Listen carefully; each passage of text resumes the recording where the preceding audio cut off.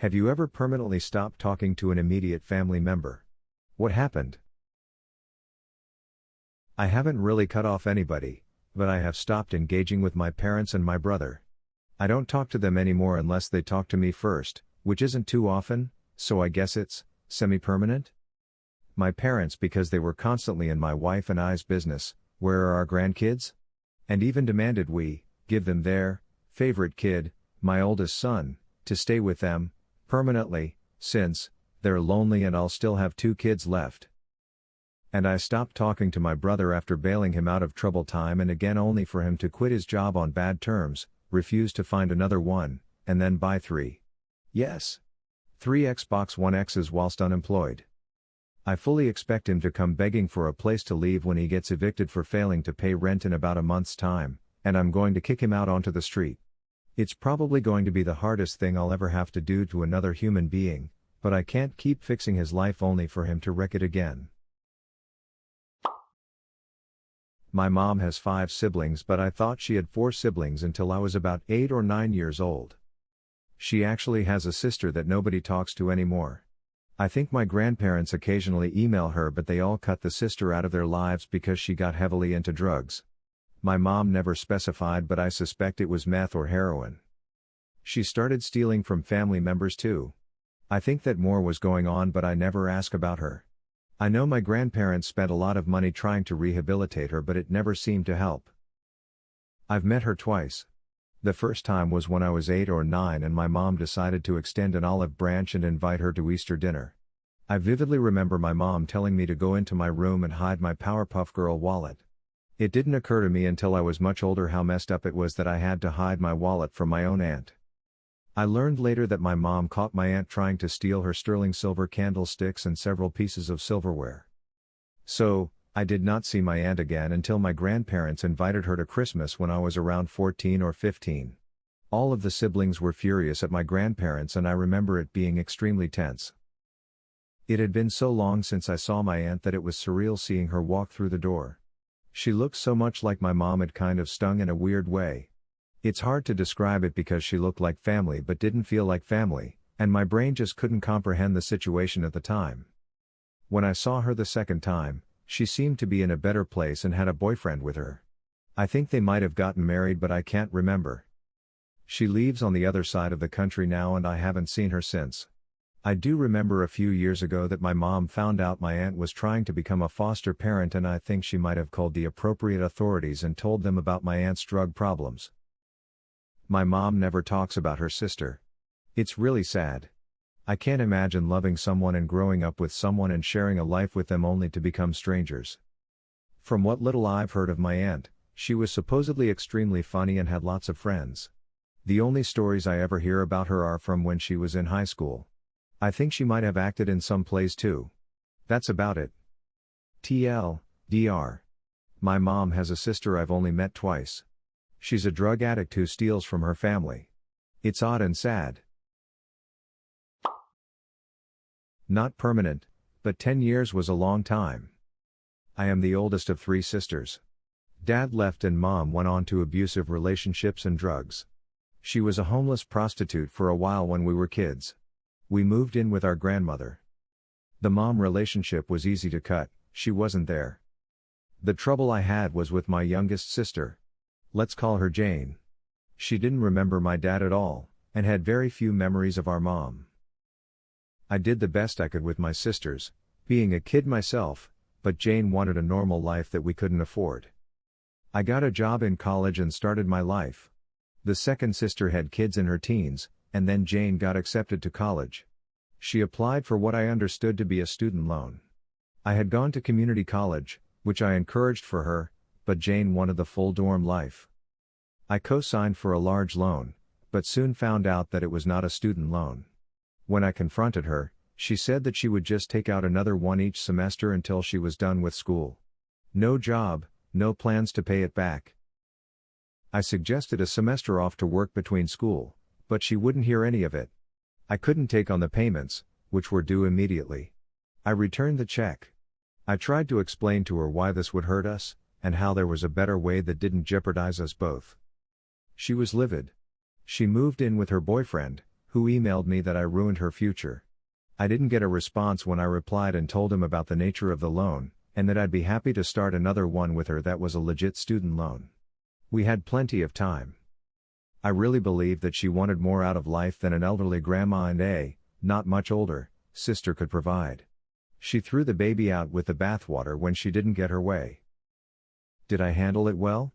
No. Why did she think she deserved better than what I made do with? I didn't have the support that I was trying to provide her. Why did she expect me to sacrifice my future college degree to pay for hers?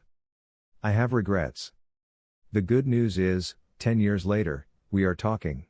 She has a family, and I am starting one of my own. We talk every few days, and while I'm sure she has forgiven me for any wrongdoing on my part, I still feel bad about how it went down. She isn't good with people, but I can tell she is making an effort with me. Yes. My Uncle Mike. My aunt moved back to her home city with her kids after a messy divorce and married her old high school sweetheart. A rich guy who was a wedding DJ. So naturally, I took the day off for the wedding and reception that he threw at his own lavish home. It was a pretty awesome time. A week or so later, my mother, who I was living with at the time, had an urgent phone call. I felt that something was off when she came out of her room to tell me that Mike needed to speak to me and he'll be here at any moment. Okay. What could Mike want? Mike shows up and I hop up in his big Tahoe and we take a ride around the city, and Mike asks me if I know of anyone at his wedding reception that has recently come into contact with a large sum of money, or if I knew if anyone stole money at the reception. No. I barely knew anyone there. Whatever. We have a decent convo about someone stealing some supposed cash gifts from his wedding. He had quite a few richer friends there, a little convo about me, then he drops me off back home. I parted ways with Mike, letting him know that if I hear anything that I'll give him a call and how I'm on his side. A few weeks later, Mike was accusing my mother and me of stealing $15,000 in cash gifts from him at his party. His reasoning is us being the poorest people who attended and my supposed, amazing tech ability, as someone allegedly disabled his home security system that night. What the F, man, I'm not all that great with computers these days, and how the hell would I disable his security system anyways? My mother's boyfriend was also at the reception and Mike blamed him for drunkenly pissing in his basement. As time goes on, we find out that my grandfather, who is a bit of a right-winger old-school a-hole, who hates lower-class folks, was taking Mike's side in this. That's a pretty solid blow. Mike and my grandfather amped each other up about it, causing more damage in the family. Mike goes on to threaten to cut my hands off and makes my aunt, his new wife, choose between their marriage or being friends with her own sister, my mother. She chose her marriage to Mike. Mike always shows up to family functions and the situation has never been resolved. Therefore, I haven't seen most of my family in years, and will probably never get to hang out with them again for as long as Mike is around. We didn't steal any money. Who the hell leaves stacks of cash as a wedding gift in plain sight? Not like we ever saw any money anyways at the reception. Having heard of other things Mike has done, it seems like he's very controlling to my aunt, and it's possible he made it all up. Either way, screw Mike and to hell with my family members who took Mike's side. It wasn't permanent, but I cut contact with my father for about 5 years as a teen. He got with a shrew of a woman who tried to drive us apart. He tried to forbid me from talking to my former stepmother, who had been great to me since I was 5. He held my phone service hostage, which left me stranded a few times. And he said I was abusive when I was 16. There were other more minor things, but it all added up to be more trouble than it was worth. Eventually, the whole marriage with the shrew fell apart and he realized what a prick he'd been. I would have stayed no contact forever, but he came to me and earnestly apologized and did everything he could to make things right. A couple years ago, he was dating someone with a kid and actually asked if it made me uncomfortable seeing him do the things that he missed out on doing with me when I was little. I was touched that it would occur to him that I might feel that way, even though I didn't. I'm glad it didn't have to be permanent, but I'm also glad that I stuck to my guns until I got the genuine apology and attempts to repair the damage that I deserved from him. I was never really close to my extended families. Couldn't point them out of a lineup. I have no idea where any of them leave, aside from just the states that they leave in. I have Facebook friends with some of them, but I have made zero effort to speak to any of them and they have made zero effort to talk to me. I have also stopped talking to my sister and make zero effort to talk to her. She's a very toxic individual. Last year she was arrested for failure to appear in court following a traffic ticket. I bailed her out, made the mistake of not asking for collateral before bailing her out. She had the money and told me that there were other people to pay back before she could even consider paying me back. The whole, "you're out of jail because of me," never occurred to her. The last time we spoke she said that she shouldn't have had to pay me back because I didn't deserve it. We're both in our late 30s. She still treats me like I'm a kid, speaks to me like I am a kid, and she still complains about aggression from childhood. On Facebook, she's blaming me for everything wrong in her life. Claims that she's staying in an abusive marriage for over 16 years because when we were kids I hit her. I hit her, she hit me, kids fight. But lucky me, I have a little sister who not only doesn't understand that but blames everything wrong in her life on that. Blames every bad choice she's made in her life on that. Has actively destroyed friendships and relationships that I have made, because she believes that I don't deserve to be happy in life because of stuff done before I was 10 years old. My sister, last time we were together, at my mom's place, used the phrase, "My dad says that."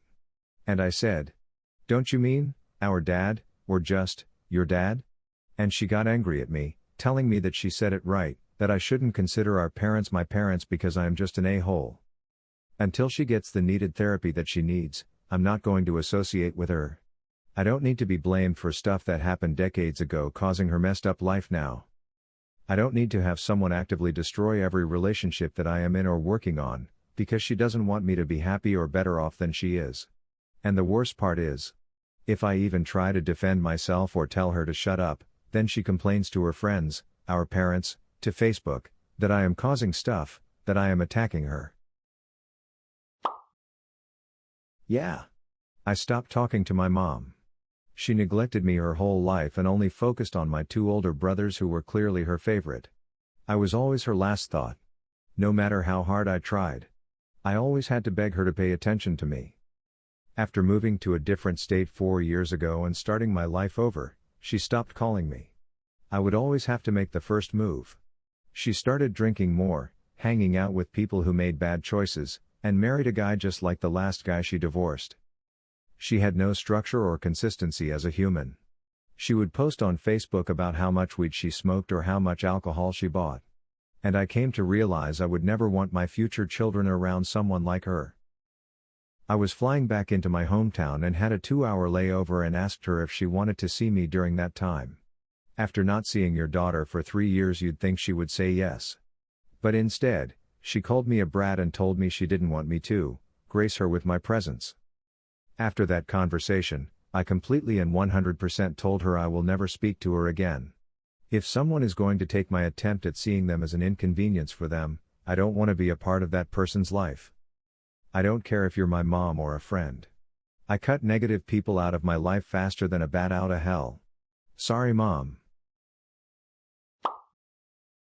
Yep. Several. Haven't talked to either of my parents or half of my dad's side in 7 years. Dad was an alcoholic who used to beat and berate me. I went to court when I was 13 and stopped visitation with him. My parents divorced when I was 3. Only saw him on holidays after that. Called him up after I got married and told him that I was no longer a Smith and would no longer have any contact with him. I was 18. Half of his family enables his behavior, so I ditched them too. My mom has borderline personality disorder and refuses to take her meds or get any help, and I also stopped talking to her when I was 18. Started dating my now husband, moved out of her house overnight, and closed all of our joint accounts together. A month after that we eloped. A month after I got married, she married a guy I only met once. I have seen her on a couple of occasions, Grandma's funeral, Papa's heart attack, but I act like she isn't even there and won't respond to her when she tries to talk to me. Some think it's harsh, but they don't know what it's like having been abandoned by her multiple times when her boyfriends didn't want a kid around. Her drug of choice was men. I'm positive that both of my parents will die alone. I haven't spoken to my older brother in over 3 years. He is a felon evading several warrants for who even knows what at this point in a different state that seems to change monthly. Left his kids and ex-wife behind.